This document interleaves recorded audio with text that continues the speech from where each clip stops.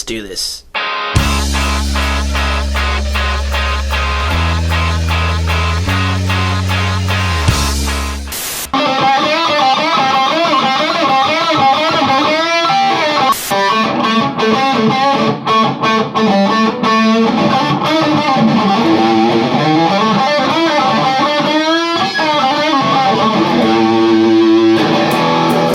It's impossible for it to stop. I try to sleep and shut it off. It just keeps going. Keeps going. It's like a circus of music. Here we go! Everybody, all the way in the back! You guys up there too! Put your hands together, listen to it! It's an enchanting song!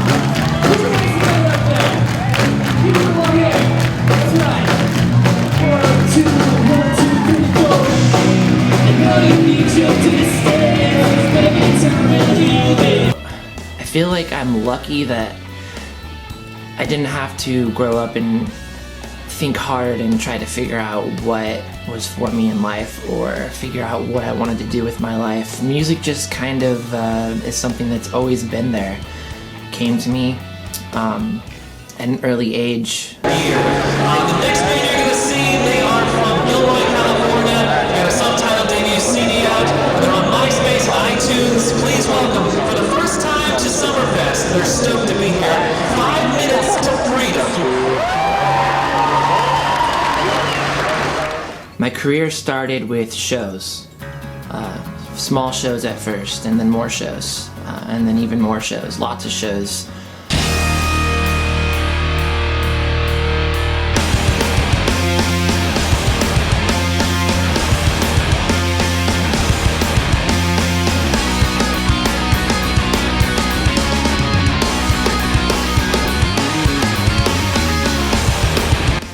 Touring the country, playing for new people, different nights, meeting amazing personalities all over, and just getting to see a lot of really cool places and having some experiences I'll never forget. Music is life. Music is therapy. Music is soul food. Music is how I cope with life. If it wasn't for music, I don't know what my life would look like. I don't know what I would do. I live, I breathe. I am music. I think it's important that I start off by telling you a little bit more about me and who I am. My name is Kevin Pfeffer. I'm a singer-songwriter. I started making music at about 12 years old, and I joined my first band in high school. We got pretty serious pretty fast. We recorded our first demo and we started passing it around the school, and at that time you could just, people were still listening to CDs for the most part, so we would come to school, open our trunk up, and just start slinging and selling CDs right out of the trunk, passing them out to friends on campus. And before you know it, just spread like a wildfire. Everybody was handing out demos. We started playing some shows at our local venue, which was called the Gaslighter at the time. It's gone through a whole bunch of different names since then. But yeah, it was pretty surprising. I think our first show there, we didn't know what to expect, but a small town here in Gilroy, and when I was growing up, it's grown a lot since then. But playing that first show, we go and we set up all of our gear on stage, and wow, the doors open and it was a packed house. I think the capacity was like 500 people at the time.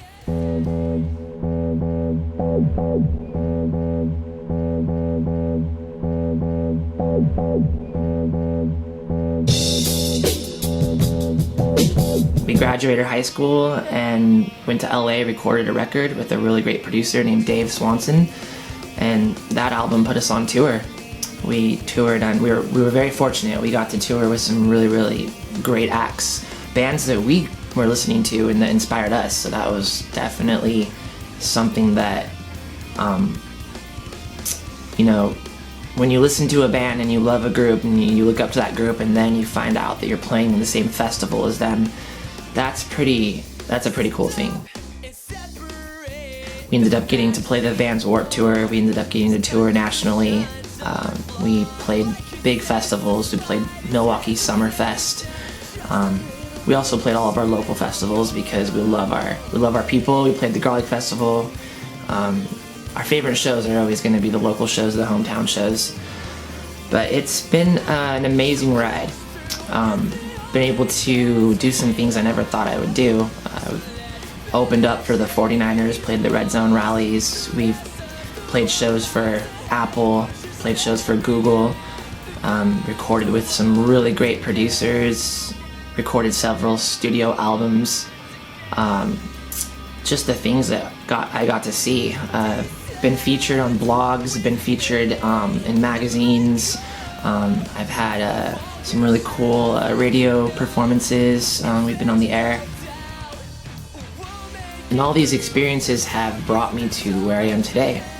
In a unique position to mentor, coach, teach, train aspiring musicians who are trying to figure out how to navigate this very complicated and somewhat mysterious industry that we call the music business. I wanted to do something different. I wanted to be able to give back to my community and ultimately grow into something much bigger.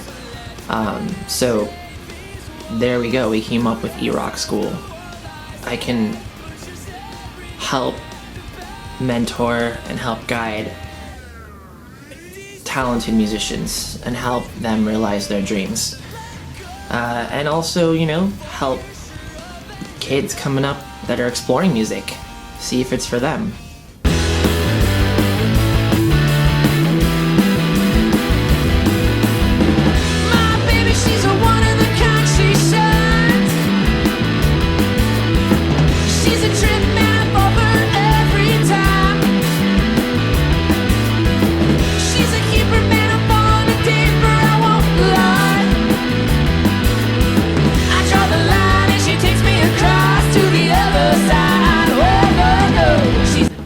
When I was 12, I got my first electric guitar, and my parents signed me up for music lessons. I had a few different guitar teachers over the next few years, and one thing that I wasn't getting out of my lessons was a connection with the music. They were giving me, scales and basic things to learn, and it was great. I needed that. Every musician needs those fundamentals, but there was just something more, I think, that I wanted out of it. I wanted to create a school where you feel like you hit the jackpot when you land here. You are immersed in this environment that is so creative and so buzzing with energy, and there's just so much more than just going into a booth or a room and sitting down and playing a piece of sheet music or playing some scales. Well, I want to make sure that I teach songs that my students want to learn. I want them to bring me the music that inspires them. I don't pay for clothes, forget that, yeah. But I'll wait for you. You've been on my mind every day, every night. I wish that I knew all I could say to make it right. I feel like I didn't do anything wrong. But is it wrong if I do nothing at all? They say if you want to become great at something, find a mentor. Find somebody who has done it already, somebody who is an expert at what you want to do, and copy them, emulate them, learn from them. I want to create a community here, a community of talented musicians who can learn from each other, who can feed off of each other's energy, and I want this thing to grow much bigger than me. And that's what eRock School is. I definitely put some flyers for the school when I first started it up. Some places I probably shouldn't have. I was just spamming them everywhere. But I was hungry. I really wanted to get this thing out there. And what happened next pretty much blew my mind. Like, you watch movies and it's always a struggle, right? It's always, we're not getting any leads, we're not getting any bites, nothing's happening. And then that one thing happens and then suddenly, they come flooding in. No, this was different. I literally, the same day I put some flyers out, I started getting phone calls, and then more phone calls, and then text messages and emails, and then more phone calls. It just exploded, and I think within the first month, I already had a pretty decently full roster of students that wanted to come take lessons.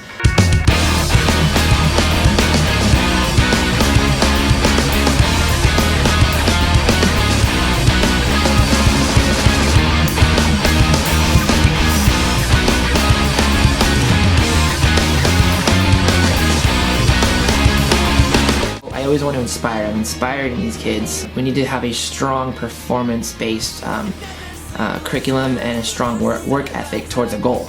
So we decided to put on a show. Our first show was at a place called the Art Boutique in San Jose, and a great show. It was called The Rising Stars. We sold out the place, packed it, and filmed the show.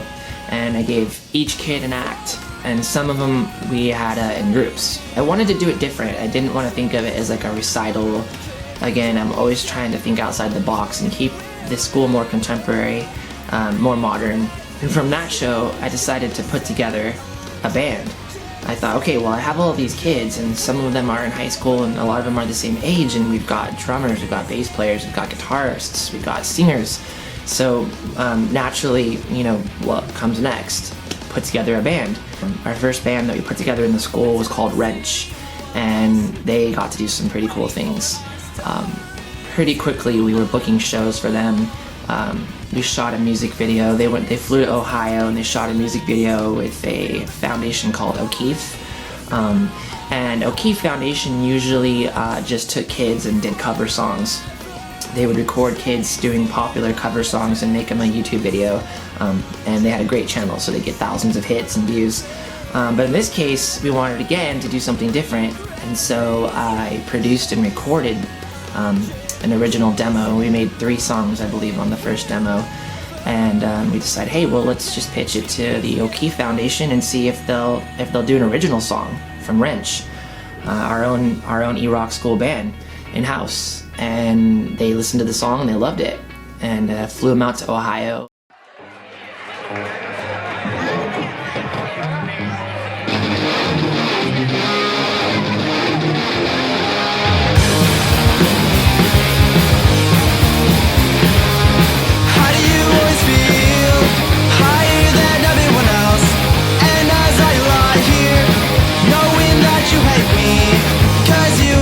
And burn, and light, turn and turn. Goodbye. I don't know you anymore. I'm wasting time just knowing you. I'm wasting light just knowing you. You don't think it's fair to change your mind.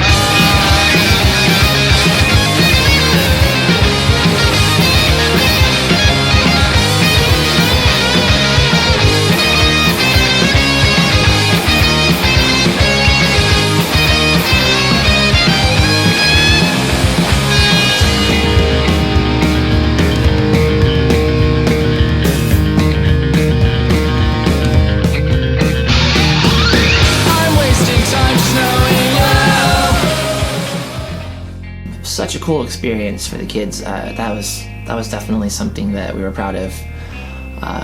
From there, it was just, okay, well now what's next? Always thinking, what's next? What's next? What's next? What can we do bigger? How do we keep growing? In 2019, here in our community, we had a tragic event. There was a mass shooting at our hometown Gilroy Garlic Festival, and there were lives lost. It was shocking. It was devastating. I remember all the details of that day. It's just something that I never thought would happen here in our hometown, this small town. And it did happen. You never know. We just never know. This was a festival that my band had played at for years. It's a pretty well-known event in the Bay Area, and even pretty well-known in the country. It's pretty popular. And it's a place where you go and you reunite and you have reunions of friends. It's like, you know, you can always look forward to that weekend every summer where like people come back from wherever they are all over the country. And it's like a big giant party. It's like, it's always been nothing but good vibes. And then in 2019, we had the mass shooting.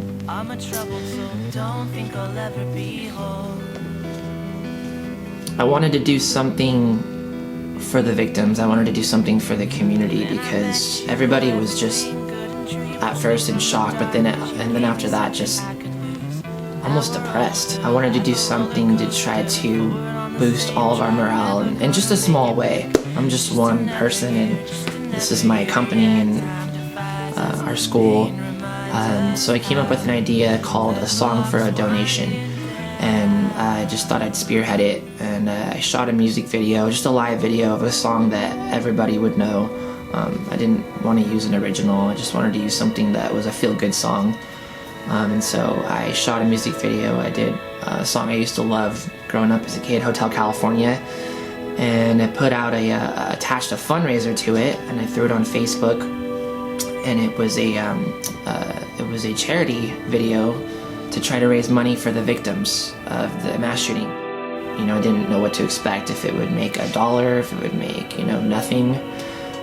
And I put it out there, and it was really well received. It was getting tons of shares organically, and it raised several $1,000s. So that was pretty cool to do that, to be able to do that, to be able to do something. But I didn't want it to just end with me. I mean, I was hoping to be able to raise even more money and do something bigger than me. So I asked other musicians that I knew to also perform, to record a song, and then you know, use the hashtag A Song for a Donation and attach it to the charity and throw it on Facebook. And other musicians stepped in. It was awesome. They raised a bunch of money. I think we ended up raising over $5,000 in those first few songs that we did for the victims. And then I thought, okay, well, why not ask some of our own students in the school? And we have this really talented young singer-songwriter. Her name is Bella, and she goes by the artist name Jupiter.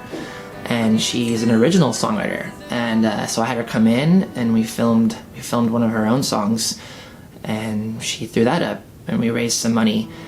I think that was for me, that was a turning point.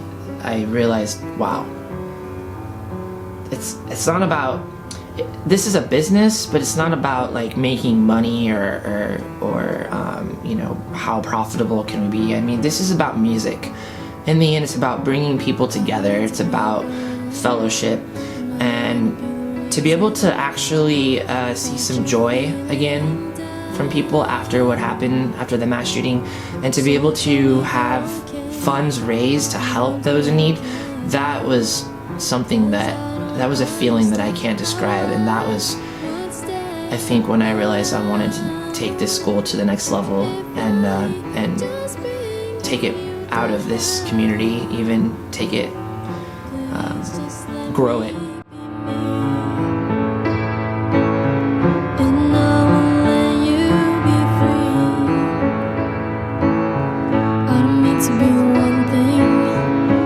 Harming you and hurting, so why don't I just go?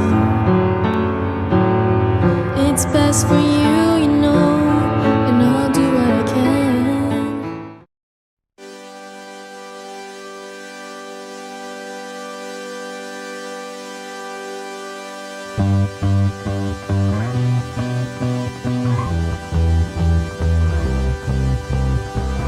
Come along, come along.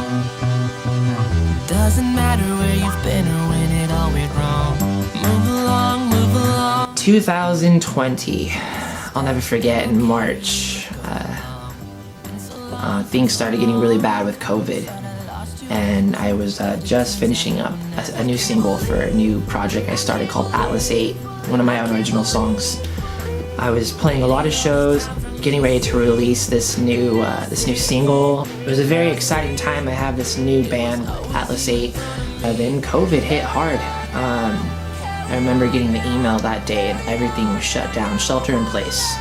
And all my shows were canceled, entertainment completely shut down, all my contracts canceled, and here I am about to release this song, looking forward to potentially going back on tour, and just like that, done. But everybody went through this. Wasn't unique to me. But entertainment itself was dead in the water. So it was sink or float. So I had to adapt. So I thought, okay, well, ironically, the original idea of the school was to eventually mentor and teach master classes. So I came up with the name eRock School. And here we are in a situation now where we have a shelter in place in California. There's no shows, everything is canceled. We're supposed to socially distance. And so I thought, okay, well, now what? How am I gonna keep going? How am I gonna bring music to people, or how am I gonna, pay the bills, put food on the table? And so I thought, okay, eRock School. Well, why not teach the lessons online? Why not use Skype or use Google Hangout? And that's what we really had at the time. Zoom was definitely a thing, but Zoom really blew up during COVID. I really started getting a lot more use. And so I started advertising to do lessons online. And I think people were just so hungry for music still, and I think everybody just wanted to keep some sort of normalcy in life and keep their kids doing activities. And so I started booking myself and teaching on iPads, teaching on the computer, just teaching here in the studio. It was tricky at first. There's a lot of logistics to solve. How do you teach drums on an iPad? There's so much sound. How do you teach piano? And so little by little, I started smoothing out the process, and it really started to take off. In fact, out of this whole horrible situation, this whole pandemic, and out of all of the terrible things that came with it, there's some silver lining. And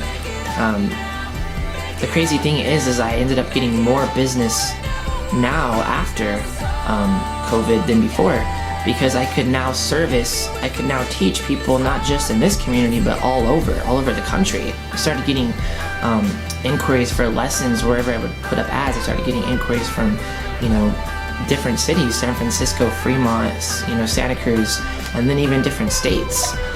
So that was definitely an eye-opener for, wow, okay, I can really expand this thing.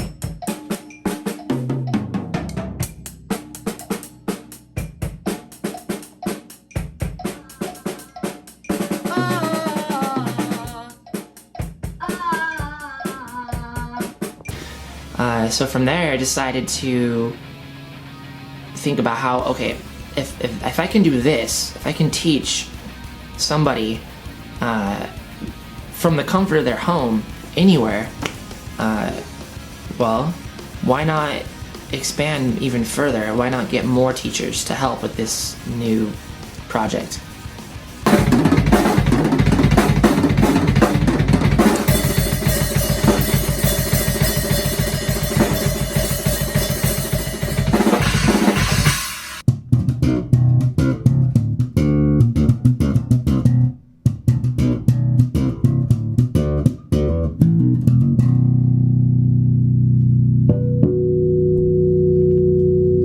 That was actually really good. That was really good. This thing is gonna get a lot bigger than me. It's gonna grow fast. I'm gonna need some more help.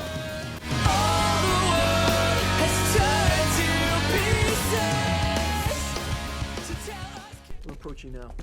Stand by. Got it.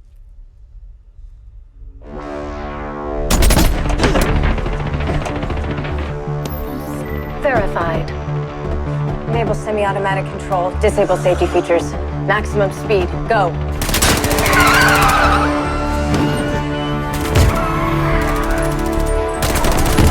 I did a rescore for HBO's Westworld. HBO held a contest for musicians who wanted to compose for film. And once I finished it, I promoted it all over Facebook and Instagram, and the rescore was really well received. So it sparked some more ideas. I thought, why don't we introduce a program to the school where we teach students how to score for film? Film is a huge reason I got into music. Those iconic movie soundtracks, those scores that you just can't ever forget. I'm a huge fan of film scores, especially Hans Zimmer is one of my favorites. So I thought, okay, well, let's try this out and see if we have some interest. And I started getting some students for that program as well. And that program is a lot of fun. Probably one of my favorite programs to teach and mentor in.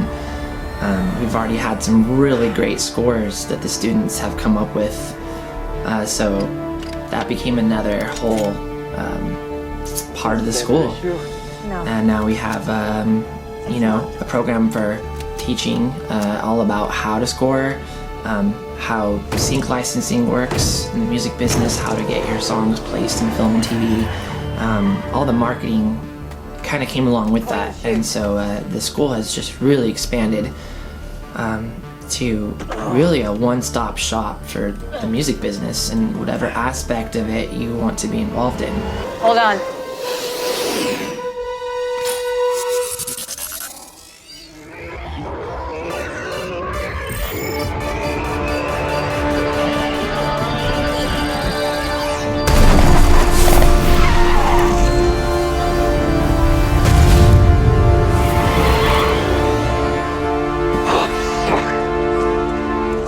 All right, I need you. Drop in, intersect, maximum speed.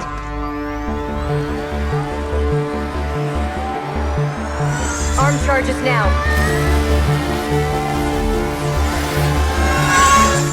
Accelerate. Accelerate. 90%. More. 94%. More. 98%.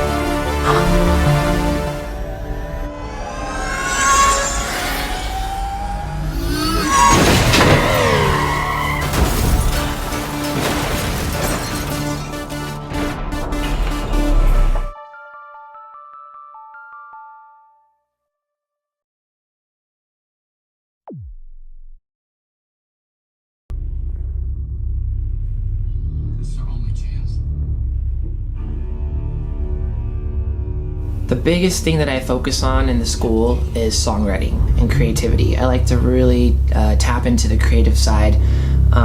That's my big thing. I'm always looking to inspire, and I'm always looking to create original content. That's what I do. That's my passion. I'm a singer-songwriter. I always have been, and that's going to be the forefront of eRock school. So we're always in here, we're always experimenting, we're always producing, we're always recording, we're always trying out crazy things with gear to see what we can do that's maybe not been done yet, or create some unique sound by combining a bunch of things that normally shouldn't be combined.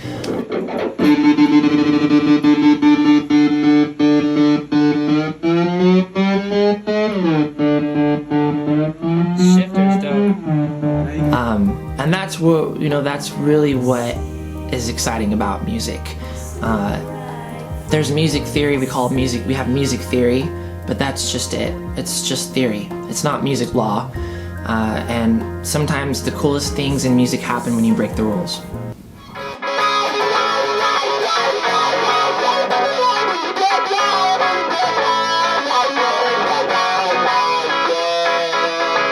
And that's just the thing.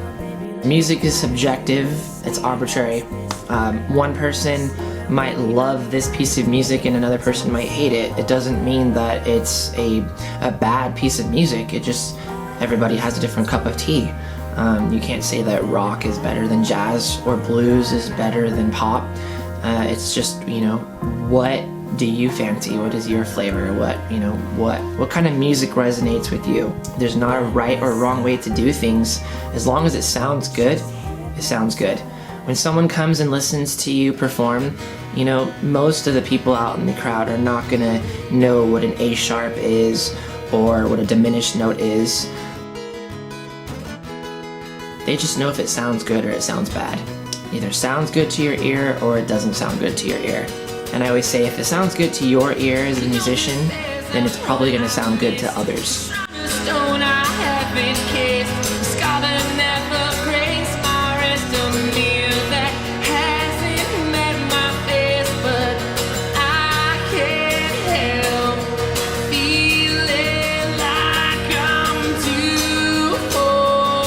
teach developing your ear. We teach listening. Music is a conversation, and when you play with other musicians, it's a conversation that you're having with each other. And you don't want to speak over each other. You want to contribute to the conversation, and you want to do what's best for the song.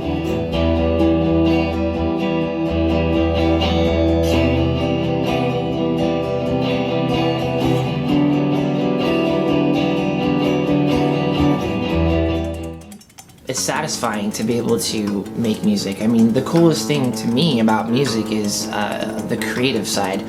And what I think is just absolutely incredible is to be able to hear something in your head and then to be able to express it, articulate it onto an instrument, onto a recording program, and watch it become something tangible. That now that idea that was in your head is something that people are listening to and watching.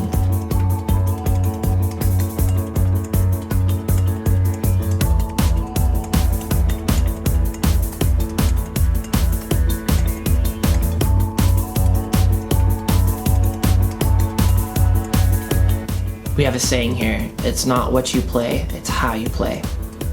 You gotta make every note count. You gotta play inside the note. You've gotta make every note meaningful. And you know, you also have to really wear your heart on your sleeve as a musician. Music is about emotion. It's a human. Music is a human invention. The whole nature of music is you know, we're all humans and we make mistakes, and a great song is usually a song that you feel here. And usually I'm already inspired by a song theme, so I'm already in the right ballpark of what I want to write about. I just need to find some good poetry now. I have terrible writing. Okay, the idea I'm seeing here is, my hands are cold, a heart of gold. Yeah, I'm a rebel, shake me down, never do what I'm told. What's up, Aiden? Hey, what's up, guys?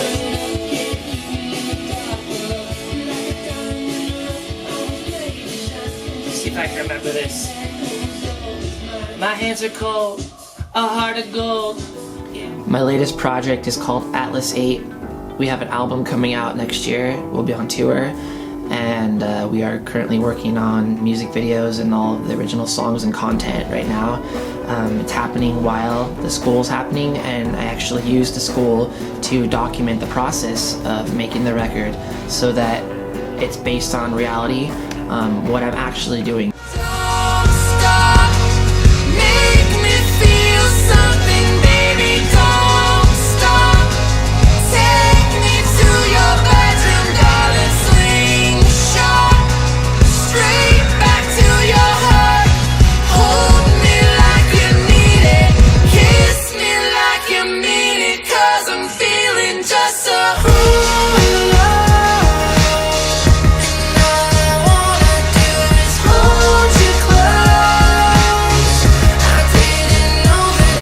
Journey, and it never ends.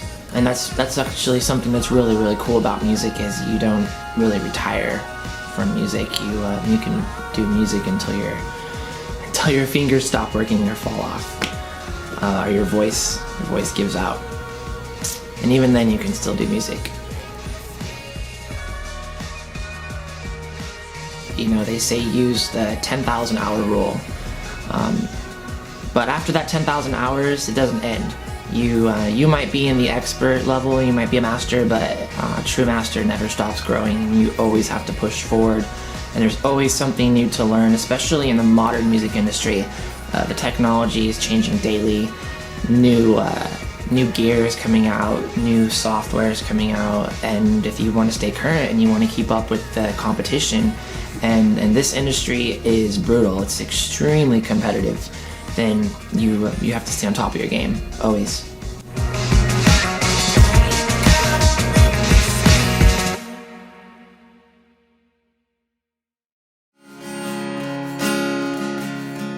They say you don't want to be the first to pave the path of the pioneers. You know, the road is laid from arrows on the backs of all the pioneers that came before.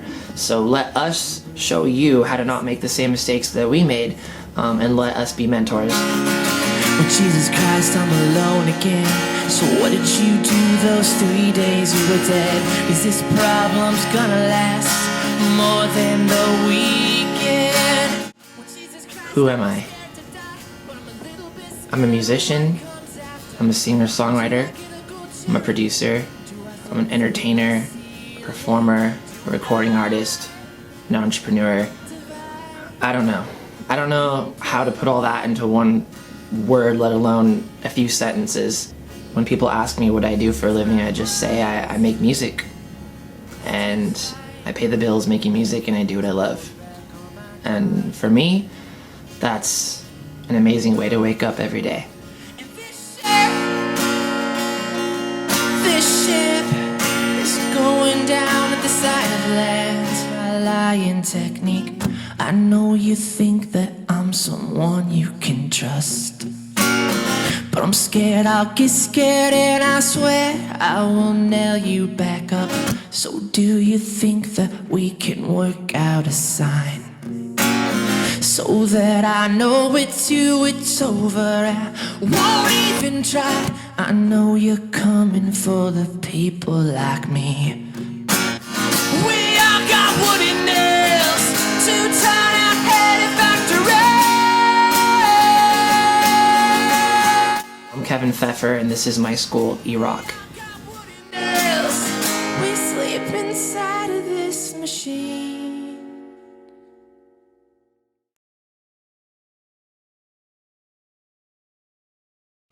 So crash through, it's the only chance we have. So let's penetrate these walls. The rest of the world lies ahead, but you're staring at the back door once again. What do you choose to ignore your heart when your dreams are not so far? It's in your hands, it's in your head. The only chance you'll ever have. Why do you choose to ignore your heart when your dreams are not so far? Hitting the amp straight directly, and then post after is my effects loop, which is going to be the end of my chain and all my time base, which is on the back end of the effects loop here. So we got proper setup. We're going to get great sound. Let's go ahead and jam on this, and you guys can decide how it's sounding. All right, I'm excited to get down in the box. This is probably my favorite amp of all time. AC30, Legendary Beast. Is that right? Well, I'm glad that you wanted to chime in there.